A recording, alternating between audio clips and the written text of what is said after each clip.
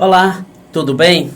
Eu quero pensar com você hoje naquilo que está escrito lá em 2 Coríntios, capítulo 4, a partir do verso 7, quando o apóstolo Paulo expressa-se assim: Temos, porém, este tesouro em vasos de barro, para que a excelência do poder seja de Deus e não de nós.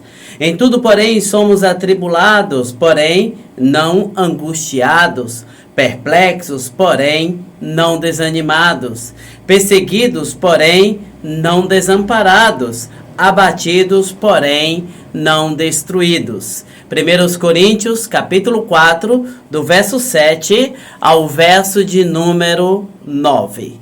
Vamos imaginar aqui um contexto de guerra. Dois exércitos estão combatendo, mas de repente um dos lados começa a ter uma série de baixas. Nesse instante, o comandante da tropa determinará para que os seus soldados recuem, tá? Porém, o fato deste exército que está sofrendo baixas recuar não significa que ele perdeu a guerra. Pode ter perdido a batalha, porém, não necessariamente a guerra. Observe que aspecto interessante. O apóstolo Paulo falará a respeito de alguns dissabores, de algumas situações desfavoráveis, porém, ele é muito claro ao afirmar que essas situações ruins não significam a sua derrocada, pelo contrário, ele se mostra firme sobretudo porque a excelência vem de Deus e a excelência está em Deus. Nós, sim, estamos sujeitos a altos e baixos.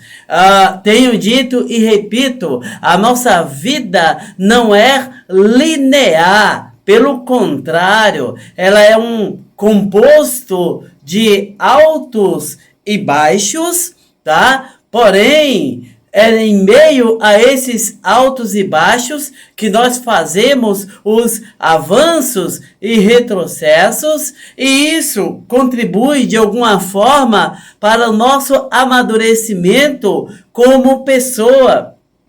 Daí, queridos, nós trazemos à memória aquela ideia que vai surgir da teologia da prosperidade, que vai surgir ali a partir da década de 70, onde os indivíduos passaram a ser ensinados que o Filho de Deus é cabeça e não cauda, e que, portanto, é vencer e vencer e retroceder jamais. No entanto, quando nós avaliamos a nossa vida na prática, nós vemos que as coisas não são exatamente assim.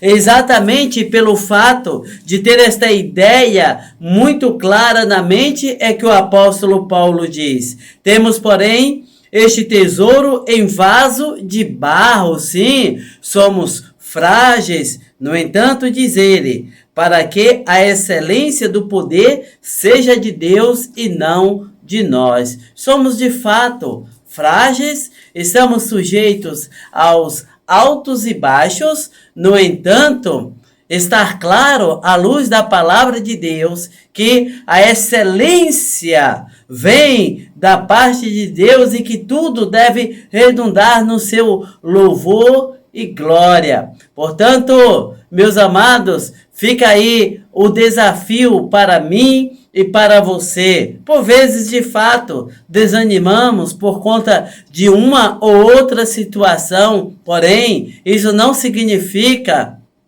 a nossa falência, isso não significa a nossa prostração. Pelo contrário, sobretudo porque a nossa confiança está em Deus, que é aquele que detém o controle de todas as coisas, onde nós devemos ser tão somente instrumentos para o louvor da sua glória.